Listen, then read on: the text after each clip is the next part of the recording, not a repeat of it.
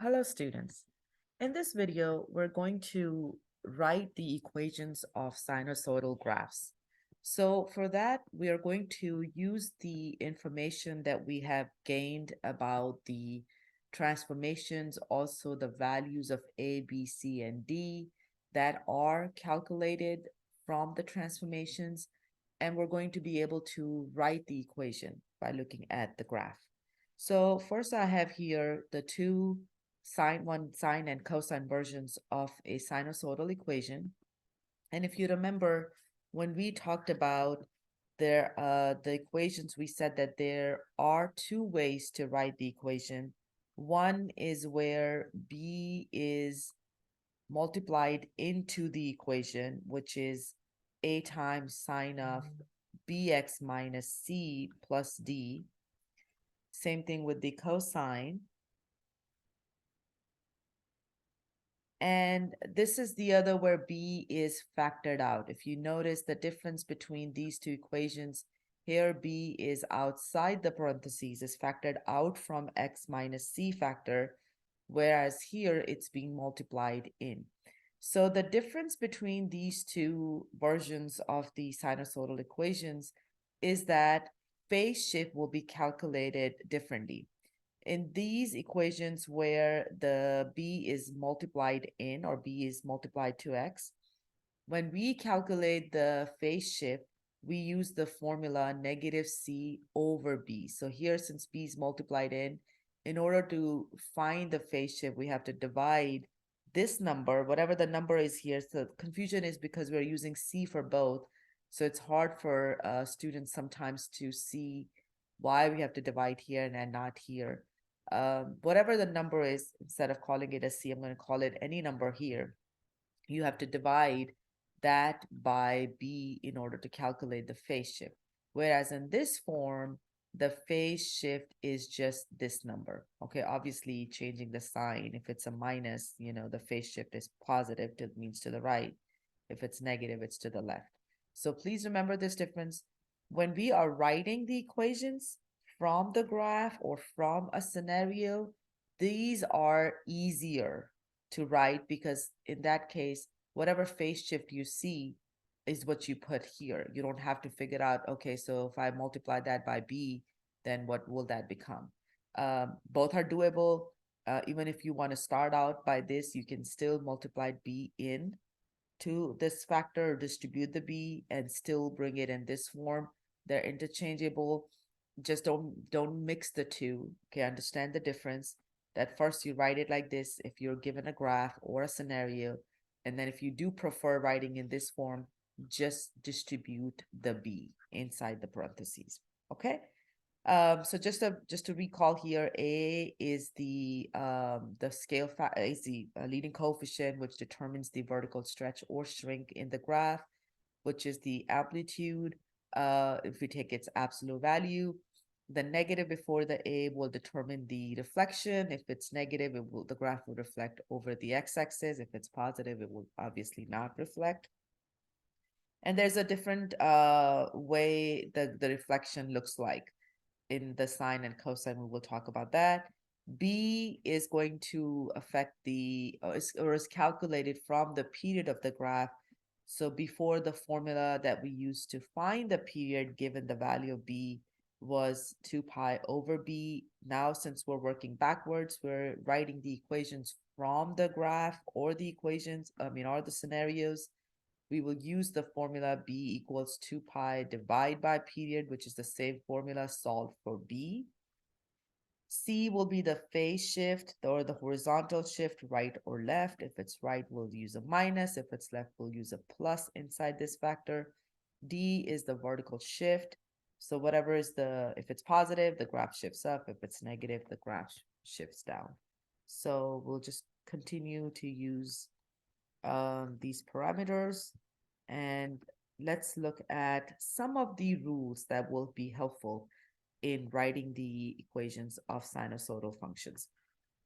First thing that you should know, that you can write a sine and a cosine equation even in different varieties for a given graph or a given scenario. Okay, combined, they're called sinusoidal because sine and cosine equations can give you same graphs. Obviously, the equations will not look exactly the same. There will be a little bit variation in the equations because sine and cosine values, as you know, they have co-function identities. They're not same, but they are related. The sine of, for example, 0 is same as cosine of pi over 2. So that knowledge is what you need to know, obviously, in order to know that whether I write a sine or a cosine equation, obviously with a different shift, phase shift is basically what you will see in most cases, and a deflection, yes or no. But you can write the sine and cosine equations, and that's what we will do today. Sometimes it's easier to write one or the other, obviously, but both can be written with slight, modifications. So now let's move on and see more of the difference. Sine, as you know, it will start from the midline. I'm saying start, it's really there's no starting point for these functions. These graphs are continuous graphs. But what I say starting is what I mean to say that sine of 0 is 0. So usually when we see that the graph is at 0 at the origin, like the graph is going through the origin, sine is the easier equation to write. Other than that, if I'm writing a sine equation, I just want to know where the graph is going through or touching the x-axis the first time, that I can use as my starting point for the graph. Cosine will start from the max or min. Maximum if it's not reflected, and minimum if it's reflected.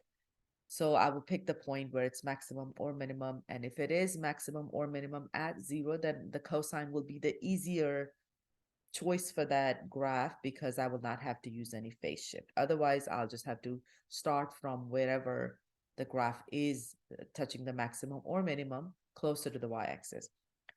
So following steps will help you in order to write the equations. First, identify the minimum and maximum y values.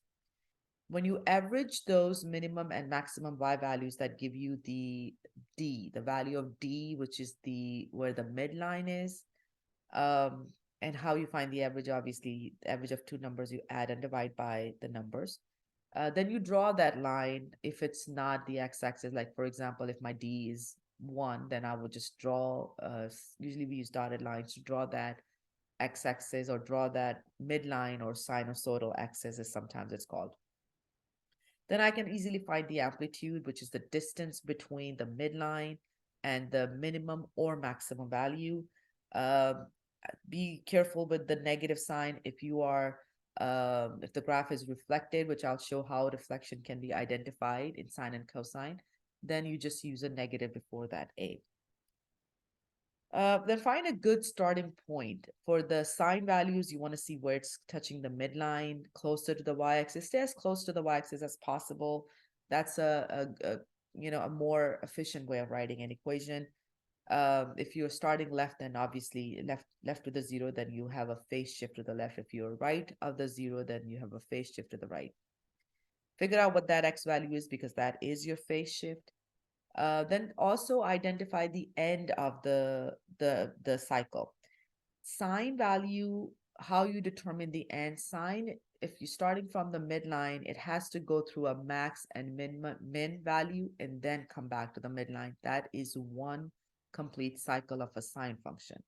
For a cosine, you can take two consecutive maximum values or two consecutive minimum values to figure out the end of the cycle, or the full length of the cycle. So once you know the period, you can calculate the value of b by dividing 2 pi by the period. It would be a good idea to let's look at a graph and figure out what we're talking about here. So as I'm looking at this graph, I can write either sine or cosine equation. And there can even be variations, because depending on where I'm starting and where I'm ending, it's not going to affect the period. It's not going to affect the amplitude, the d value. The only thing that could change based on how I am writing and maybe someone else is writing is could be a reflection, use of the reflection, or the phase shift. Okay, so let's first of all calculate the values of D and A. To find the values of D, I need to figure out the minimum and maximum. And as you can see here, the minimum is -3 and maximum is +3. So when I take the average of -3 and +3, that comes out to be 0. So that is the value of D. That means this graph has no vertical shift. X-axis is the midline or the sinusoidal axis. And then take the distance between the midline and either the maximum or the minimum point, and that will give you the value of your amplitude. Here the amplitude is 3. So again, amplitude is the positive value of A, but depending on where I'm going to start, I might have to use a reflection. So then I will have a negative before A, but let's just see first which equation is easier to write. So if I look at this graph, I can see that the midline, the graph is crossing the midline right here at pi/4. And I can use this as my initial value. And from this point, the graph is going up. So if it goes up to the maximum, goes to the maximum value from the midline, that's a positive A. But if it goes down, like for example, if I had started from -pi/4, the graph would go down first. I will use the reflection. So someone could start from here, but then they have to put a negative before A. Okay, and use obviously -pi/4 for the phase shift instead of the +pi/4. Now I'm going to figure out where my cycle ends. So for sine graph, remember I said that it has to have a 1 maximum, 1 minimum, and then comes back to the midline. It comes back to the midline at 5 pi/4. The difference between these two is the period. I'm sure you can easily subtract pi/4 from 5 pi/4, which is 4 pi/4, which is pi. So period is pi, which will give me the value of B. When I divide, I think I went too far. When I divide the 2 pi by pi, I get 2. So that is the value of B. And as you can see that my graph has been compressed, horizontally compressed. So that is also indicated in the value of B being greater than 1. And next thing I'm going to figure out is the phase shift. So since I'm starting at pi/4, that is my phase shift. And if I'm writing the equation where B is factored out, I really have everything to write my equation now. So my equation is y equals 3, which is A, sine of B, which is 2, in the parentheses, x minus pi/4. So I'm going to pause here for a second and let you see if you can figure out a cosine equation for this graph. Remember, for the cosine, you have to start from the max or min. You might choose to start from here. For that, your phase shift will be changed. Instead of pi/4, it will be pi/2. Good news is that the values of A, C, and D, well, except for the sign of A could be different, but A, B, and D, A, B, and D will remain the same absolute value of A, because if depending on if I'm starting here, then I have to use a negative. So cosine value, if you start from the minimum, it will be negative. Then in this case, I will not have to do any phase shift. So I'm going to pause here and let you figure out the cosine equation. At least 2 versions of it you can figure out right away. Okay, so I hope you figured this out, that if I'm writing the cosine equation for the same graph, I don't need to recalculate, because even if I do want to find out the period again, it's going to be same. 3 pi/2 minus pi/2 will again be pi. A is same, D is same. I really don't have to recalculate. All I have to do is change my phase shift to pi/2. So this is my equation.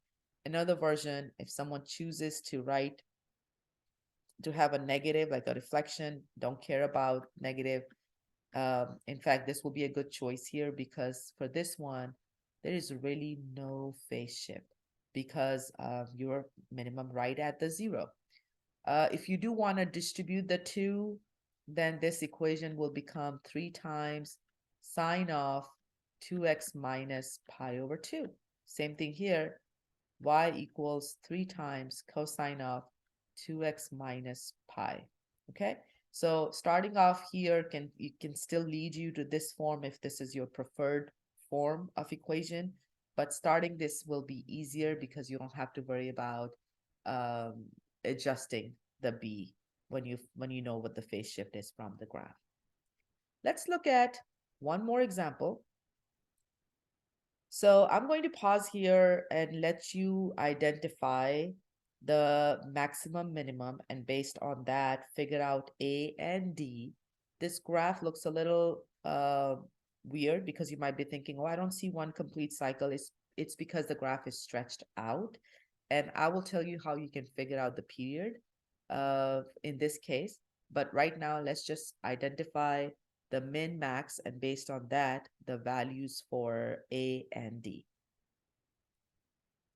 Okay, hopefully you figured out that here the min is -1, the max is +3, which when we average out, the value of D is 1, and the amplitude is 2. Now, let's talk about how we can figure out the period of this cycle when I don't see a complete cycle. I could just take half of the cycle, which starting from the midline, and I can see when it comes back to the midline, or that's half of the cycle. Or I can just say between 1 min and 1 max. So this is also half of the cycle. So here, if half of the cycle is pi, that means the period is 4 pi. Sorry, I said half of the cycle is pi. I meant to say half of the cycle is 2 pi between negative pi and positive pi. That's 2 pi. So if half of the cycle is 2 pi, that means full cycle is 4 pi. So that is the period. And from that period, I can just calculate the value of b, which is half. As you can see, b value is less than 1. That's why your graph has a horizontal stretch. And from that, I can write the equation. I don't need to see, full cycle. I just have enough information. I have the values of A, B, and D. Now, based on whether I'm writing the sine or cosine equation, my starting point could be different. If I'm starting at the midline for my sine equation, then my phase shift is pi. So I'm going to pause here and let you figure out the different equations we can write from this. So one, I can show you here that you can move the graph to the right pi, and that will be your sine equation because it's going up without any deflection. If you want to show a shift to the left, then you will have to use negative because the graph is going down first, so will be reflected. Cosine, you could start from use a reflected cosine equation without any phase shift, or you could start from right here and write the equation. So I'm going to pause and let you identify as many equations as possible. Okay, so hopefully you had more than one equations as your possible equations. So one of them is, like I said, if I start from pi, all I'm doing is showing a phase shift to the right, x minus pi. I could distribute the half, or I could leave it like this. I prefer leaving it like that.